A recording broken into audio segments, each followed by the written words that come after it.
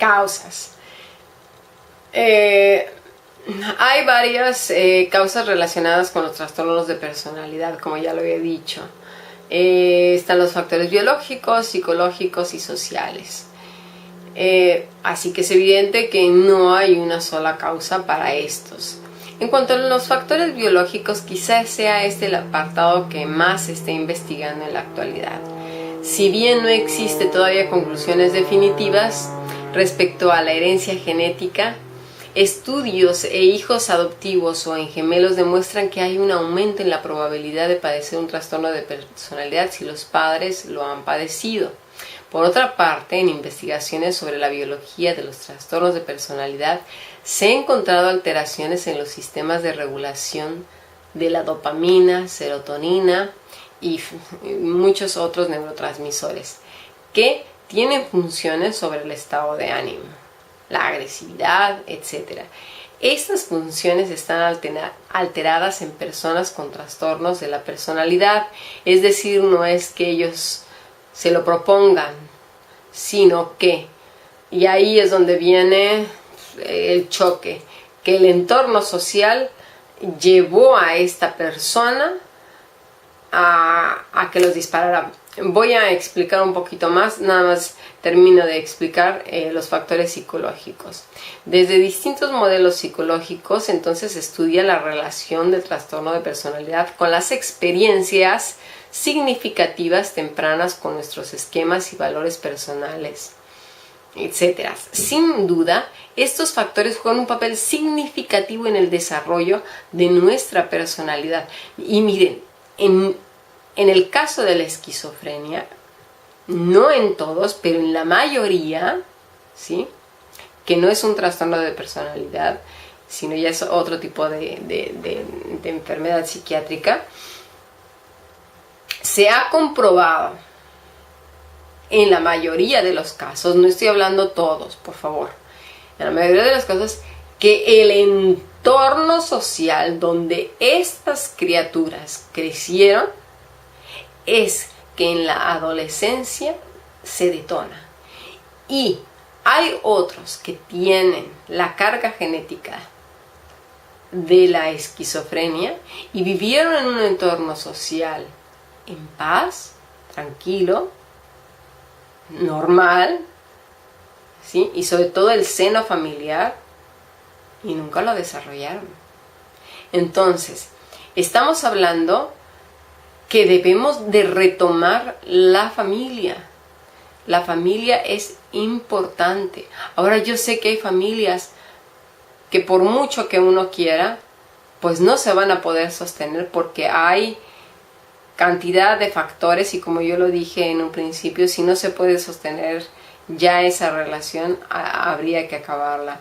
Lamentablemente, por ejemplo, aquí en España, por lo menos cada día 2 mujeres o 3 aparecen asesinadas por sus parejas. Muchas de ellas ya habían denunciado y a pesar de ello las asesinaron. O sea, tampoco hay que llegar a esos extremos. ¿Se imaginan estas criaturas? En una de ellas la pequeña vio cómo el padre estaba cometiendo el crimen con su mamá. O sea, no. Sí está en pro de la familia, pero si el matrimonio ya llegó a un punto en el que es insostenible, pues hay que diluirlo y terminar de la mejor manera.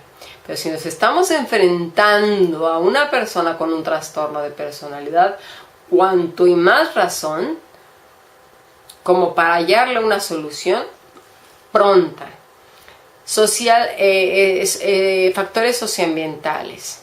Son muchos los estudios que hablan de la importancia del ambiente, ya que factores como la educación, los modelos parentales, el ambiente familiar, el entorno cultural, etcétera, influyen en nuestra forma de entender el mundo y de relacionarnos con el entorno.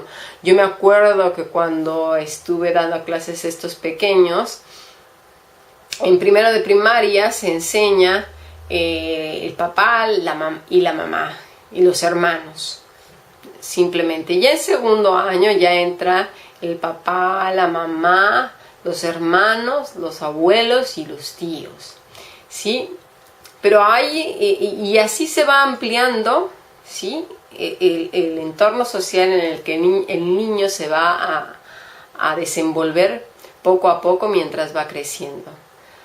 Pero penosamente en muchas casas, pues hay dos mamás, la abuela y la mamá, dos papás, el abuelo y el papá, o la mamá es la abuela y el papá es el papá, o todos contra todos y nadie se pone de acuerdo.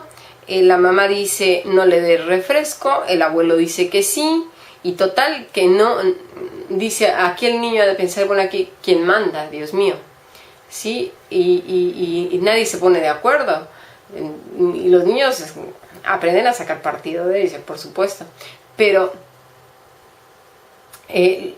vuelvo a retomar, los modelos que hemos tomado de la infancia son muy importantes. Ahora, si ya eres adulta o adulto, vamos a empezar a tomar conciencia del entorno en el que hemos crecido y, como adultos que somos, tomar el control de nuestras vidas. Si tú y yo no somos capaces de tomar el control de nuestras vidas y algo grave nos está pasando, entonces es momento de pedir ayuda. La clasificación de los trastornos de personalidad. Bueno, existe el trastorno de personalidad antisocial, paranoide, trastorno de personalidad esquizoide, esquizotípico, histriónico, narcisista, límite, evitativo, dependiente, obsesivo y mixto. Estos son los trastornos de personalidad. Vuelvo a repetir. Trastorno de personalidad antisocial, paranoide, esquizoide, esquizotípico, histriónico, narcisista, límite, evitativo, dependiente, obsesivo y mixto. Vamos a ver entonces, someramente, no vamos a tratar a profundidad, obviamente, el primer trastorno de personalidad que me había mencionado, que es el antisocial. Es una afección psiquiátrica en la cual una persona manipula, explota o viola los derechos de otros. A menudo este comportamiento es delictivo. Puede también darse dentro del seno familiar.